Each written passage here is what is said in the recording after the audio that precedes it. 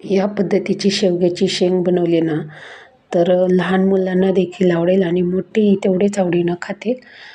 तर बघू शकताय छान अशी चमचमीत अगदी कमी साहित्यात बनवली जाणारी ही शेवग्याची शेंग नक्की ट्राय करून पहा आणि तुम्हाला ही रेसिपी नक्की आवडेल.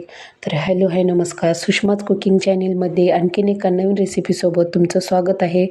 तर हे गावरान शेवग्याची शेंग आहे गावाकडची. तर ही बघा छान अशी 4 ते 5 शेंगा घेतल्या मी, कट करून घेतली आणि एका प्लेटमध्ये पाणी टाकून आपली शेंग अशी पाण्यात ठेवलेली आहे. तर इथं आपण शेंग बनवण्यासाठी, शेवग्याची शेंग बनवण्यासाठी मसाला बनवत आहोत. तर इथं मी एक तवा ठेवला आहे बघा. तव्यावरती एक मोठ्या आकाराचा असा उभा कट केलेला कांदा भाजून घेण्यासाठी टाकलेला आहे तव्यावरती. तर छान असा आपल्याला एकदम असा कांदा आपला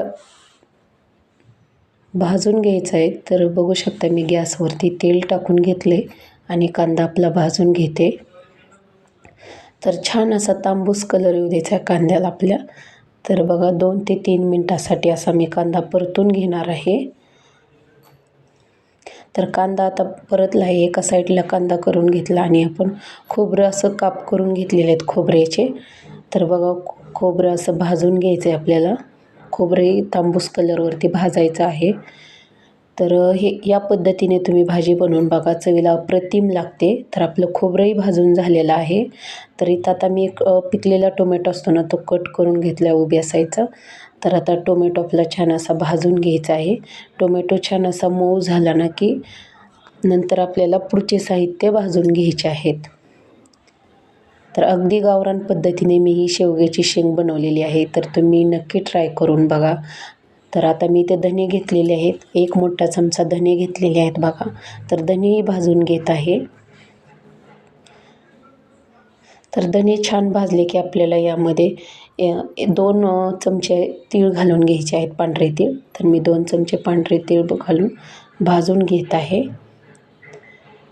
तर बघू शकताय तुम्ही एकदम कमी साहित्यामध्ये आणि आपल्या घरात जे काही साहित्य उपलब्ध असतात मसाले, त्या साहित्यामध्ये मी हे शेवग्याची शेंग बनवत आहे.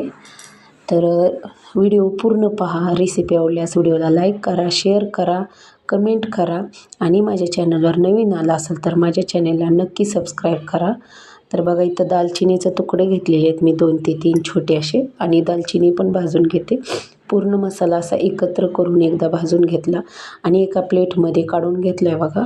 तर इथं कोथिंबीर, लसणाचा 1 गड्डा आणि बघू शकता आलं थोडंसं, 2 हिरवी मिरची. तर हे छान असं आपल्याला थंड करून घ्यायचा आहे मसाला. तर इथं मी एक पातेलं घेतलं आहे बघा. तर पातेल्यामध्ये पाणी ओतले 2 ग्लास. तर यामध्ये आपल्याला तेल टाकून घ्यायचं आहे.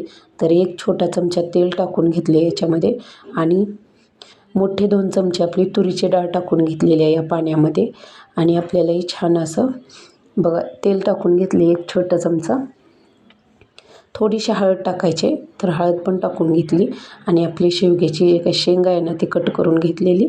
तर ती पाण्यामधून काढून घेतली स्वच्छ धुवून अशी आणि या पाण्यामध्ये, गरम पाण्यामध्ये टाकली आणि यामध्ये 1 चमचा मीठ टाकले आणि पूर्ण शेंग अशी ढवळून घेतली, पूर्ण हलवून घेतली आणि यावरती झाकण ठेवून 15 ते 20 मिनटासाठी आपली शेंग शिजवून घ्यायची आहे. तर इथं आपला मसाला थंड झाला आहे. मिक्सरच्या भांड्यामध्ये मी काढून घेतला आहे मसाला. तर हा मसाला आपल्याला मिक्सरला बारीक करून घ्यायचा आहे. तर छान असा मसाला बारीक करून घेतला आहे बघा. थोडंसं पाणी टाकलं आणि मसाला बारीक करून घेतला आहे.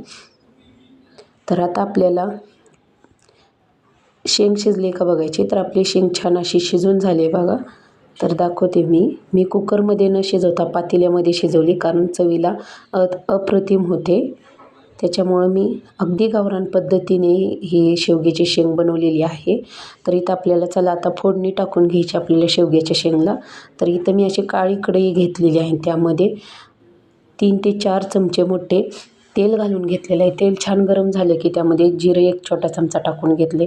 जिरं छान फुललं की आपण जो काही मिक्सरच्या भांड्यामध्ये बारीक केलेला मसाला होता ना, तो पूर्ण मसाला याच्यामध्ये कढईमध्ये घालून घ्यायचा आहे. तर ही भाजी अप्रतिम लागते चवीला. तुम्ही नक्की ट्राय करून बघा आणि कमेंटमध्ये सांगा की शेवग्याची भाजी कशी बनली होती ते. तर बघा हे मसाला छान असा आपल्याला तेल सुटेपर्यंत परतून घ्यायचा आहे मस्त असा.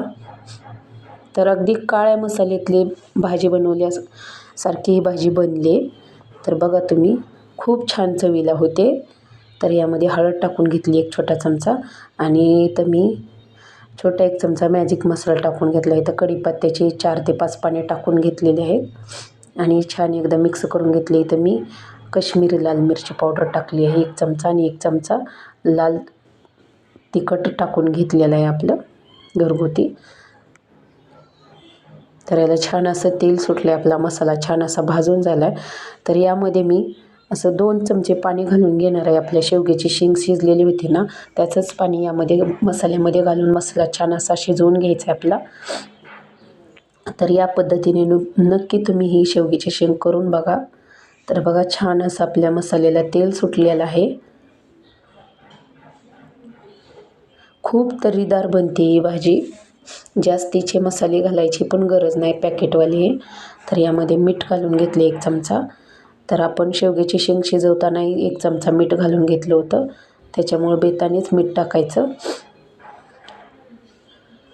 तर बघा, छान असं तेल सुटले आपल्या भाजीला. मसाला आपला छान परतून झालेला आहे. जेवढा छान मसाला परतल ना आपण, तेवढी भाजी अप्रतिम चवीला बनते. तर इथं मी आपली शेवग्याची शेंग शिजवली होती ना, त्याचं पूर्ण पाणी आणि शेवग्याची शेंग असं यामध्ये टाकून घेतले कढईमध्ये. तर परत एकदा मिक्स करून घेते हे. तर शेंगा आपले छान असे शिजल्या, जास्तही शिजवल्या नाहीत, कारण परत शेंगाचा गाळ बनतो. तर ही भाजी खूप छान चवीला होते. तर इथं थोडा वेळ मी झाकण ठेवून घेणार आहे. 5 ते 10 मिनटासाठी झाकण असं निम्मं असं झाकण ठेवून घ्यायचं, पूर्ण झाकण ठेवायचं नाही कढईवरती. तर बघू शकता, छान अशी तर्रीदार आपली शेवग्याची शेंग तयार झालेली आहे. तर तुम्हाला आणखीन पाणी पाहिजे असेल शेवग्याच्या शेंगमध्ये, तर तुम्ही पाणी आणखीन गरम करून यामध्ये घालू शकता. तर आपली शेवग्याची शेंग बघा शिजलेली आहे. तर खूप अशी चवीला झालेली आहे शेंग. तर एका आता प्लेटमध्ये काढून घेते ही शेवग्याची शेंग आपली. ही शेवग्याची शेंग तुम्ही भातासोबत, भाकरीसोबत आणि चपातीसोबतही खाऊ शकता. तर छान अशी आपली तर्रीदार शेवग्याची शेंग बनवून तयार झालेली आहे. रेसिपी आवडल्यास व्हिडिओला लाईक करा. धन्यवाद. भेटूया पुढच्या व्हिडिओमध्ये.